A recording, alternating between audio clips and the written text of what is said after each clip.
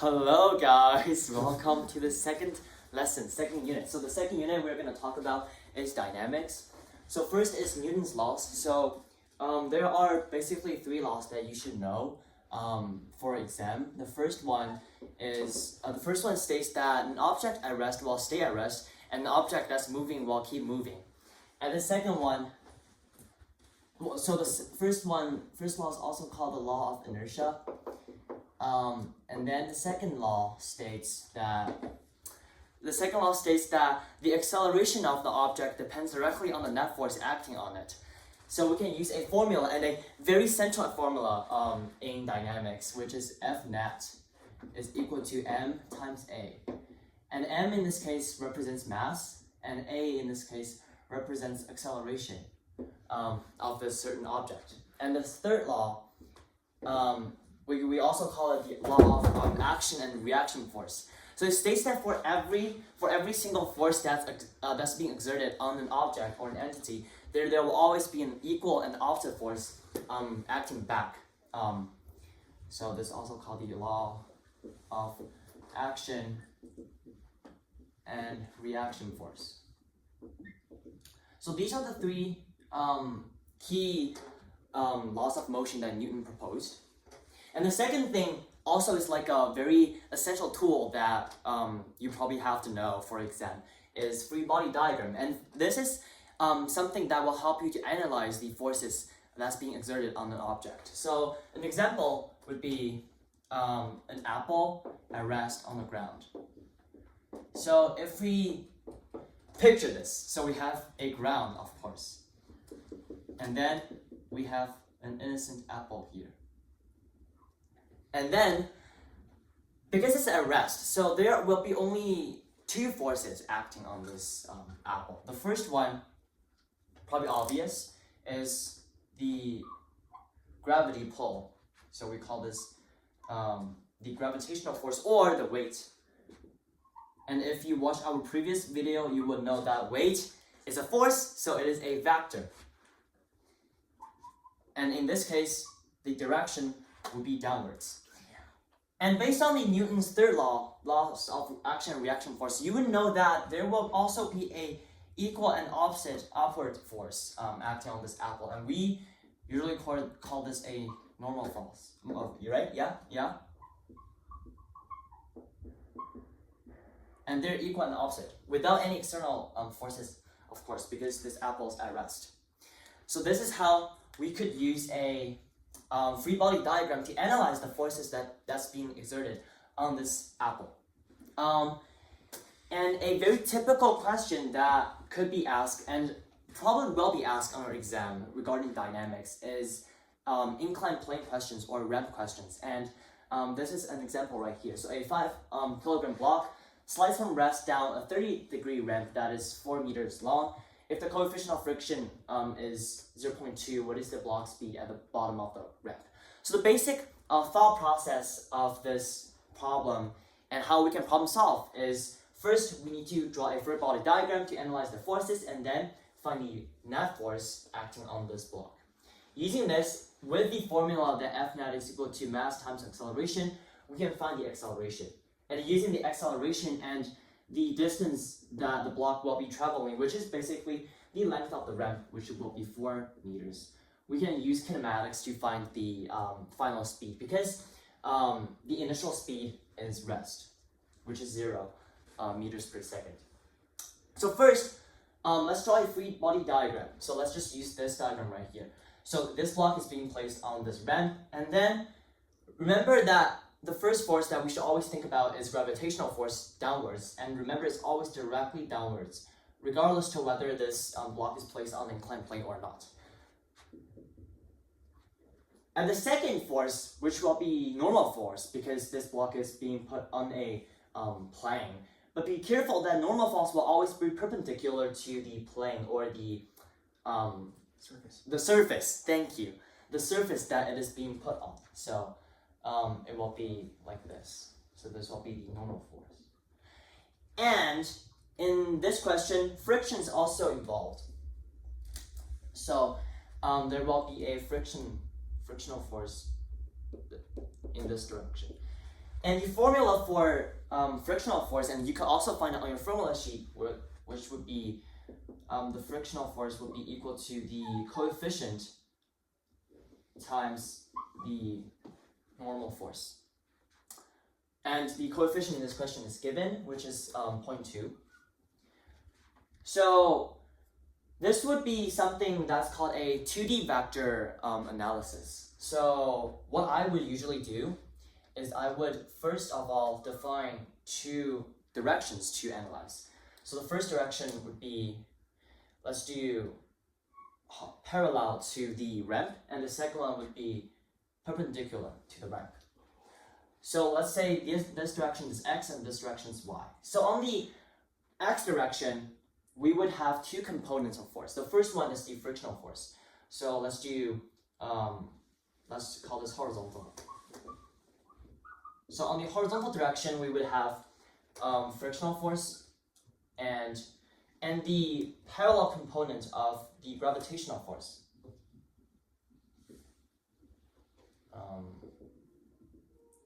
Stop drawing this. Put it here.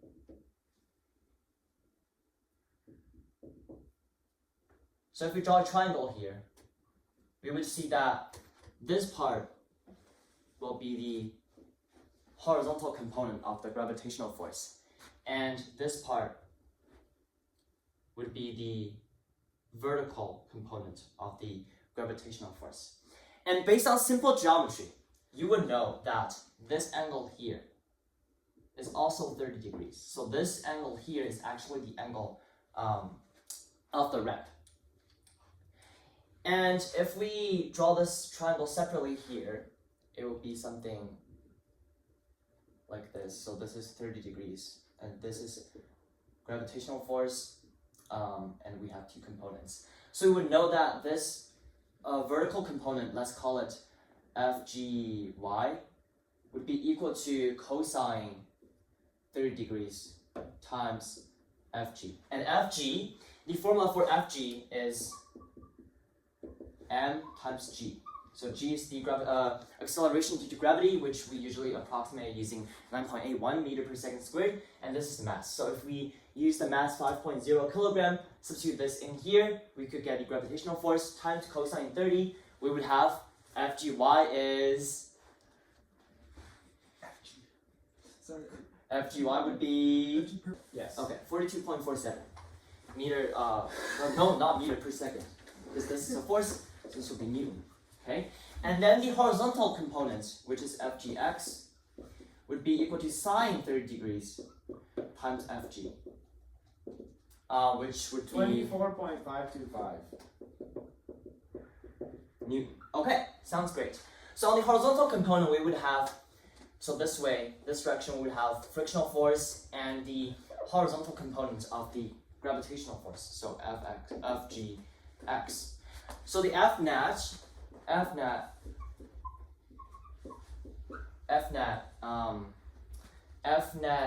x would be equal to FGX minus F of frictional force, which would be 24.525.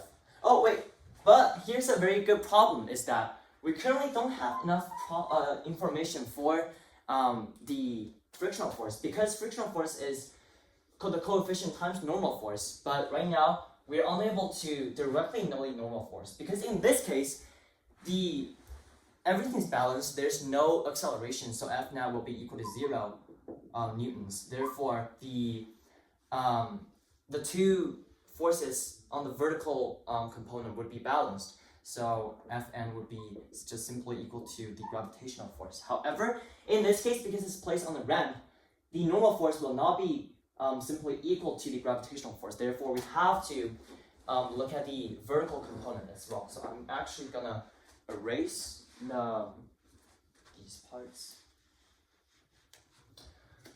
So if we look at the vertical component, we will actually see that on the vertical components we have two forces. However, since this block, if we look at its motion, is mostly just, it's purely just moving on the x direction. Therefore, Therefore, there will be no acceleration on the y direction. So the F net on the y direction should be 0, which means that the normal force and the component of the gravitational force on the y direction would be balanced. So Fn would be equal to Fgy, which, as we have calculated, is 42.47 ... newtons. And since not f of f, sorry, I mean the math scope, the frictional force will be equal to the coefficient of friction times f of n, which would equal to 0.2 times 42.47 ... newtons, which will give us approximately 8.4957. okay, newtons. So this will be the F of frictional force.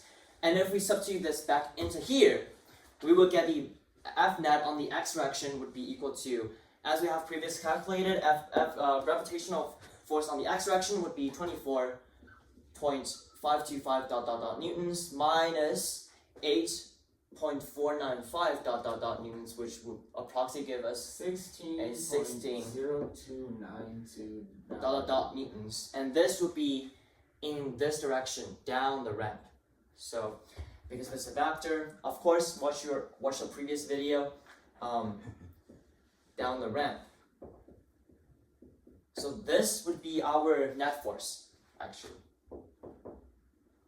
Okay, so after quite a struggle, we have reached our second stage in our logical chain for solving this problem. So the next step would be, since we have previously talked about F net is equal to ma, so the acceleration of the block down the ramp would be equal to F net divided by the mass of the block, which would be, since we have 6.029 ... newtons over 5 kilograms, which would be 3.2058515. So it would show approximately 3.2 meter per second squared. So this is acceleration. So since we have the acceleration, and we also know the distance that the block is traveling down the ramp, which is 4 meters. We also know the original, the initial speed, and I will use VI, which is 0 meter per second because it starts from rest. And then we're looking for the final speed. So we have these 4 pieces of information: acceleration, distance, initial speed, and final speed. So what kinematics formula should we use? Feel free to pause the video and think about it. Alright, so the formula that we should use is V final squared is equal to V initial, initial squared plus 2 times acceleration times the distance that it is traveling. So if we square root both sides, we would get square root. So we would have the final speed, which is, voila, exactly what we are looking for, is equal to the square root of the initial speed squared plus 2 times the acceleration times the distance. And we have the initial speed, we have the acceleration, and we have the distance. If we substitute every value in, we would get our final answer as 5.06427. okay, meter per second. Boom. So this will be our final question, the final answer to this question. However, we also have to deal with sigding. So as we can see, all the numbers that's given in our question would be of 2 significant digits. Therefore, we can round this value to around 5.1 meter per second. So this would be our final answer to this very, very conventional, typical, and traditional dynamics question. Thank you. Hi guys, welcome back. Still on the topic of dynamics, but this time we're going to talk about another very commonly tested question type, which would be the pulley problem. So as we can see here, we have a pulley with 2 blocks attached, and this block would have a mass of the small m, and which is 5 kilograms. And this block we would have a mass of the big M, which is 10 kilograms. And the question is asking, what is the tension force? What is Ft in this question? So what is the tension force? So still, as always, for a dynamics problem, we should always start with some sort of free body diagrams. So if we do some FBD, so for any pulley problems, the overarching technique is to divide and conquer. Is it divide? Divide and conquer. So the first step is always to look at the two blocks or every entities in this pulley system holistically. So if we look at the two blocks together, one force that's acting on the whole pulley system is this block's gravitational force downwards. And another force, if we ignore all the friction force in this question, then there will be no other forces that's acting on the two blocks holistically. There will only be this side pulling down because we're ignoring any frictional force here. Therefore, there will be only one force acting down. And this will be the gravitational force of the small m, which we could calculate using the formula mg, which would be equal to 5 kilograms times 9.81 Newton per kilogram, which would be approximately equal to 49.05 Newton. Yeah. So this would be actually the net force for the whole pulley system. And since we're considering this pulley system as a holistic unit, the combined mass of the two blocks would be the big M plus small m. Therefore, since F net is equal to ma, the acceleration of the two blocks combined together would be equal to F net over m, which would be, substituting this value in, 49.05 Newton divided by 10 plus 5. We would get 3.27 meter per square second. So this is the acceleration of the whole pulley system. So this block is moving in this direction, and this block is moving down in this direction, and both of these blocks are moving simultaneously with a identical acceleration of around 3.27 meter per second square. So this is a very key conceptual understanding of when we're doing pulley problems, is that both blocks actually have the exactly same acceleration.